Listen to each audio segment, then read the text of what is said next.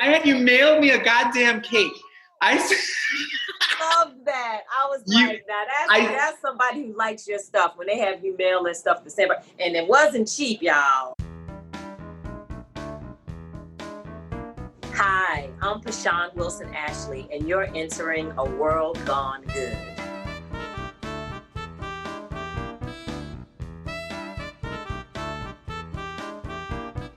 Good day, good evening, good whatever time it is, whenever and wherever you are. My name is Steve, and you're listening to World Gone Good, the podcast where we shine the light into the darkness and prove there is good to be had and good to be shared.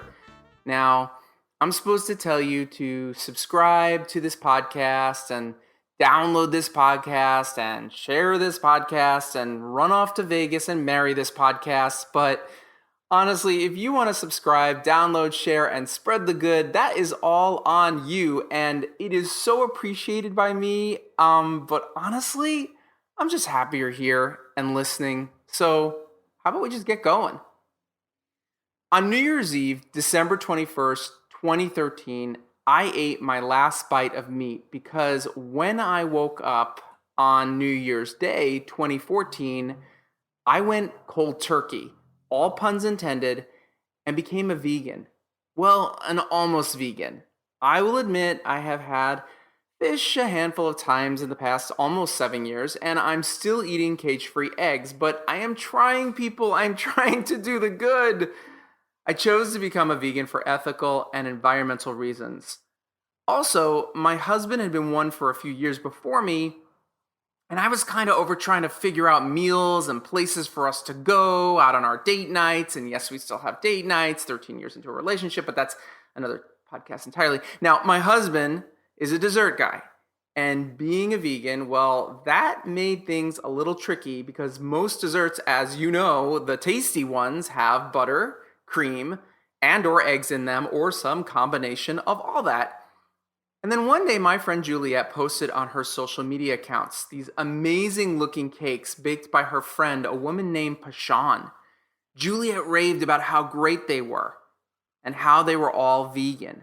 Well, Jim's birthday was coming up, so I contacted PaSean and I spent some time looking at her website. I debated between a carrot cake and a peanut butter chocolate cake, and I couldn't make up my mind. So what the hell? I ordered both. I picked them up from PaSean's place and drove them home for Jim's birthday in this little small gathering we were having. Now, I'm not going to lie to you. These were the best tasting desserts, vegan or not, we've ever tasted, had, bar none. We went on to sample her ice creams. The butter pecan she makes is insane. And a few months ago, I actually had her mail us a banana chocolate cake from Los Angeles up to our home in Santa Barbara. This is what I'm talking about. This is how good these cakes are and this ice cream is. So since we're focused on finding on the good here on World Gone Good, I asked PaSean to join me and have a little conversation about our own good. We start where all vegan conversations start, with the question that's kind of like, when did you lose your virginity when talking about sex? So here's the question. When did you become a vegan? When did I become a vegan and why? That's an interesting question. I was raised by a former communist, socialist, revolutionary Black woman in Harlem. And she was into wheatgrass before anybody knew about Ann Wigmore and wheatgrass. And she would grow wheatgrass on paper towels and have us chew it. If we had desserts, like for our birthdays, we would go to this place called Cake Masters in New York, this fabulous dessert place. And we would eat our birthday cake and we would follow it with a big glass, a stainless steel glass, I'll never forget it, of aloe tea. And if you've ever had like aloe powder, as soon as you smell it, your body starts reacting. But she would do that to clean us out. So the idea of eating and doing things differently was started by my mom. And then when I left after college, actually, I went to Howard University in Washington, D.C. Woo-hoo, Howard, which is getting a lot of play now, unfortunately, because of Chadwick Boseman. But when I left Howard, I moved in with my voice teacher, and she was a raw food vegan.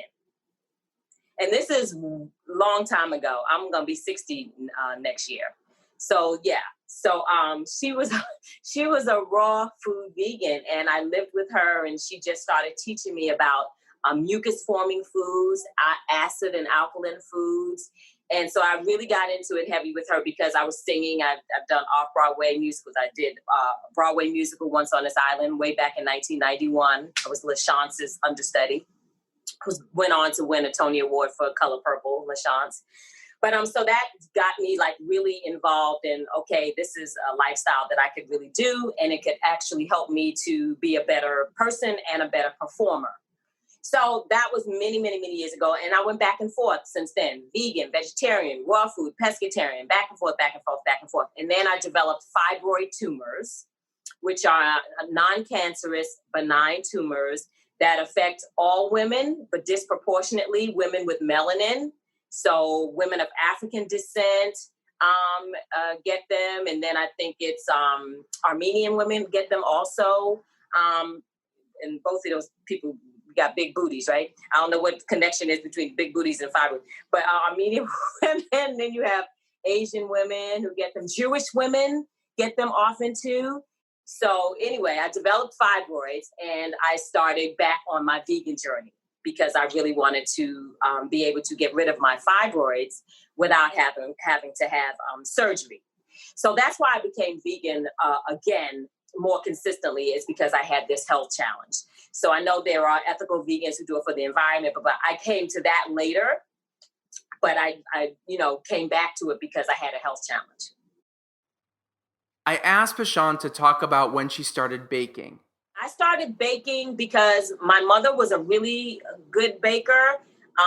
So was my grandmother. So was my brother. Part of my childhood we spent in the Nation of Islam, Louis Farrakhan and, Elijah Muhammad and all that. And so bean pie was a big thing. So my brother baked bean pie. So everybody could bake in my family but me. I was the one where they'd be like, oh, but she pretty though. She tries. I was that one. And then all of them passed away. And I was doing a play at the Boston Court Theater in Pasadena, and I couldn't sleep one night, and something said, go bake a cake. And I was like, Miss Thang, you don't bake? What? It was bake a cake. It's like 3:00 in the morning. And I went and I Googled cakes, and I was like, nah, that don't look good. That don't look good. Nah, that don't seem like I knew, but something instinctively was working. And I picked this cake. I made it. I brought it in. And the director says to me, oh my God, it's the best cake I've ever had. If this acting thing don't work out, you could do this for a living. And the seed was planted. And then I just started baking for myself, never expected it to be a business, but so proud of myself because I was the one in the family that couldn't bake. So I would just post on Facebook, and people were like, oh, could you make that for me? Oh, could you make that for me? Yeah. Could you make that for me? And I was like, yeah. Oh, do you do carrot cakes? I never have, but being an actor, you always say yes. So I was like, yeah, I'll make it. And and I just started branching off from there. So wait, the vegan influencer came in. Well, hold on a second, because we got to go back a second here. Okay. The first cake you made, was it a vegan cake or was it a regular? It was a vegan cake. Vegan, yeah. By that point, I had been vegan for 10 years. Okay. It was a vegan cake. Yes, a vegan chocolate caramel cake, and it was amazing. Now I take recipes and I can improvise and all of that because I have confidence. But that was my first cake, and I just followed the recipe. And the director said that to me. I love the lady to this day. And that's what happened. And so then I started doing ice cream because once I started baking and it started getting such a good reception with bacon, I was like, well, let me try ice cream because I, love ice cream. And I started experimenting with ice cream and came up with one. My girlfriend is married to an Italian who owns an Italian restaurant in Santa Monica called Locanda Portofino. It's an amazing Italian restaurant. But I saw her in a commercial audition. I said, girl, you should come to my house after the audition and try my ice cream. She's like, oh, okay. She came, she tried. She said, this is good. Can I give some to my husband? I said, yeah, girl, take it. Gave her a pint. She videotaped him eating it, talking in Italian about how amazing it was. And he started selling it at the restaurant. PaSean's company has a very unique name, but I'm going to let her tell you what it is and why it is. MamaAunties Vegan Goodies. And I came up with that name because my niece and nephew, who are in their 20s now, I used to take care of them every summer from the time they were 3 years old. And for like 2 months, the whole summer. And one summer, I think they were like 8 years old, they came up to me and they were talking to each other, huddled to each other. And they came up to me and said, you know what? You're more than an auntie. You're a mama and an auntie. And you said, I am not paying for your college. So that's how we came up with MamaAunties. Like I said, I started out just baking for myself, just trying to please myself. And through social media, I started posting and people started asking me to make things for them. And I started saying yes, and I started making things for them. And then I got involved with a vegan influencer who blew my product up. And once my product got blown up, I wanted to be able to meet the demand because those people were pissed off that they couldn't buy the ice cream. And they even said to her, why are you talking about something that we can't buy? So because I knew I needed to handle the demand, just so happens my sister knew an investor. She connected me with the investor. And so the investor immediately got me a financial advisor, it got a LLC, got me in touch with a food scientist so that they could take my recipe and turn it into a formula that would be able to be taken to a co-packer, which is a company that would actually make the product. And he has distribution connections, my investor. So right now we're in the process of, we already have the formula, and we really want to start with home and office. Really being an online business and having the product being able to be shipped to people. And then we'll start focusing on stores like the Irwans and Whole Foods and places like that. So that's where we are now. PaSean mentioned a vegan influencer earlier. You guys, you have to hear what happened. This is the when and how of what happened and how her business took off. Tabitha Brown, the vegan influencer. I don't know if you're familiar with her. You should look her. Oh gosh, you got to follow her. You would love her. She started out with like 40 followers in North Carolina because that's where she's from, but she's an LA actress. She went to Whole Foods while she was driving Uber and ate this sandwich. It was called a TLTA, but she called it a TTLA sandwich. You can look on YouTube for this, and did like a Facebook Live about this amazing sandwich that she liked. Lord have mercy. Y'all know I can't sing, but this done made me sing, Whole Foods. Jesus. And all he's done for me. Honey, Whole Foods, my soul cries out. Hallelujah. I thank God y'all made this Timmy Bacon. I'm looking around and stuff look different. That's how good it is. My life is changing right before my eyes. Good God, this thing is good. She posted that video. I saw the 1 million followers of her watching her eat that sandwich. And I said, welcome to veganism. I know you don't want to give up sweets, now that you've come over to our side. Why don't you try my ice cream? And she said, okay. And she came over, she tried it. She did the Holy Ghost dance in my living room. She said, I'm serious. She's hilarious. And then she said, okay, I'm going to do a review. So this butter pecan, honey, it's got a little bit of, was pecans in the garden? Was that a pecan tree up there in the Garden of Eden? No, it's mine. Them pecans had to come from it. Honey, PaSean, girl, MamaAuntie, honey, y'all done did this, girl. You done did that. Meanwhile, I didn't have a commercial kitchen. Only client I had was, one restaurant. Anyway, 48,000 people watched her eat my ice cream, and 48,000 people wanted my ice cream. I asked PaSean where her good comes from. So, well, love, first of all. Everything has to come from love. I love what I'm doing. I'm happy what I'm doing. I'm not attached to the outcome. I think that's a big thing. A lot of time where, especially like as an actor, I was attached to the outcome, and it's just all this desperation and kind of thing that was connected with it. But with this, I just love doing it. I'm not attached to the outcome. I think that gives a sense of freedom, and you can actually taste it. But on a ingredient level for the ice cream, it's a cashew-based, almond milk-based ice cream. I think that makes a difference because the taste is neutral. Cashew has like a neutral taste, whereas a coconut doesn't have a neutral taste, so it bleeds into all of the other flavors. And for my baked goods, I really don't know because I don't use egg replacers, not even in my pound cake. Somebody was asking me how my pound cake is so full. And so I'm like, I don't know. I just think my mom and my brother and my grandma who passed on are in here hooking their sister up because I really don't know what the secret is. It's no secret. We're all inspired by someone, whether we know them or not. So who inspires you, PaSean? I'm inspired by so many people. I would have to start just with my mother, you know, because she's the first one who planted the seed that eating different was acceptable and normal. And then my voice teacher who I lived with, Gloria Denard, she just passed away about a month ago. Beautiful Juilliard trained opera singer who was a raw food vegan before anybody was a vegan in East Harlem, you know, let alone raw food. So her. Who else? Those are the main people. My mother and Gloria Denard, my voice teacher. They really inspired me to be on this journey. And then I just look at other people. I constantly read, you know, biographies and things like that on people and notice a common denominator, how most people who are successful had to go through a lot of challenge and a lot of struggle.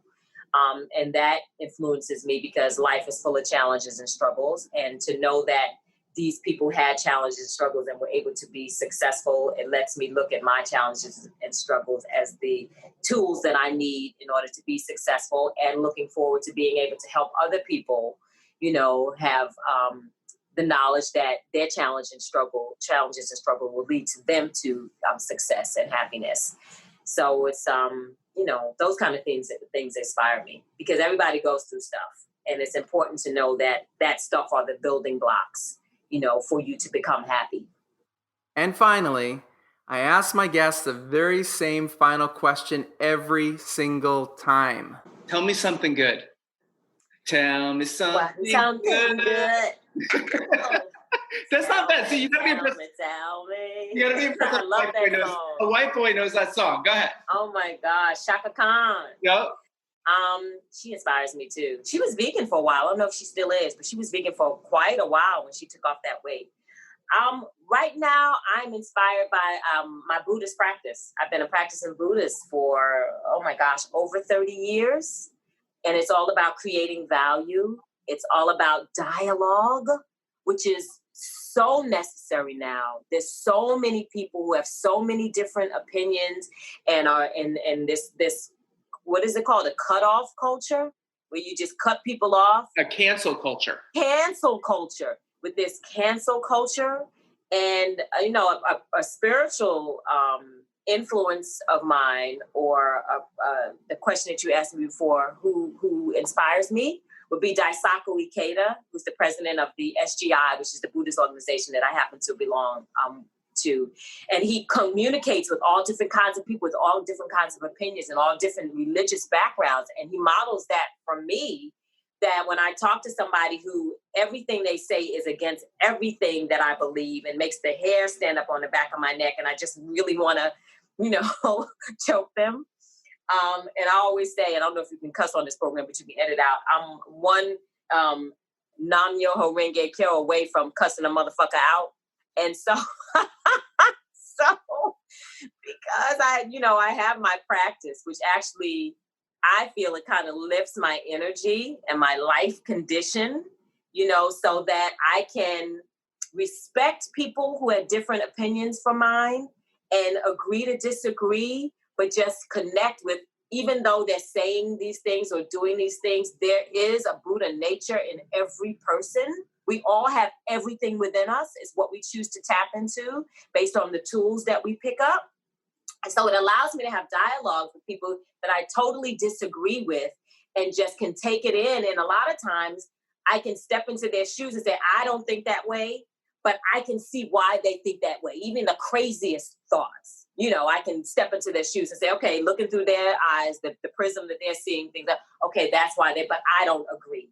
So that's what I'm doing right now. I'm really practicing, it's called Bodhisattva, never disparaging, you know, not cursing people out, not getting angry, not being attached to people coming over to my side and thinking like I think, just really accepting people for where they are, but moving in the direction that I feel I need to make the causes in the universe in order for it to expand and to grow and for people to become happy, and not that high happy, that real happiness that's not dependent on external things.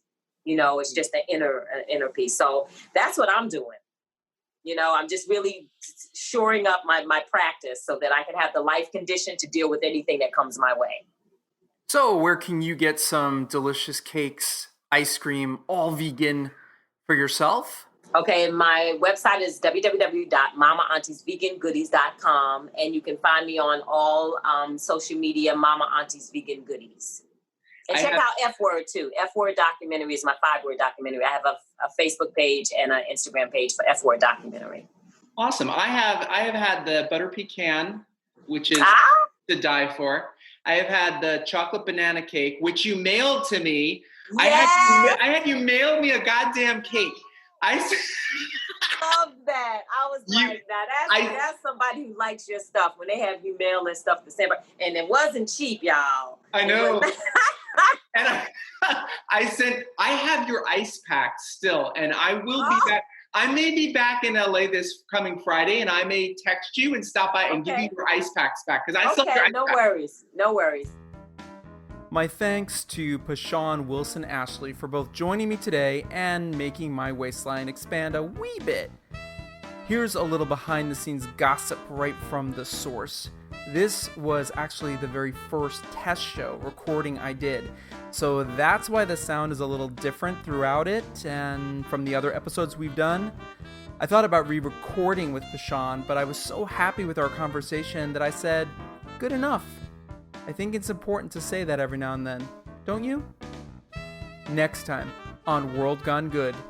Oh my God, what is good about Halloween? Everything good.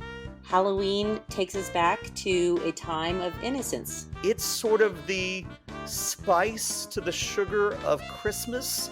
Prepare for spooky gone good with not one, not two, but 3 Halloween addicts. My friends Dudley Bean, Marlene Thompson, and Barry J.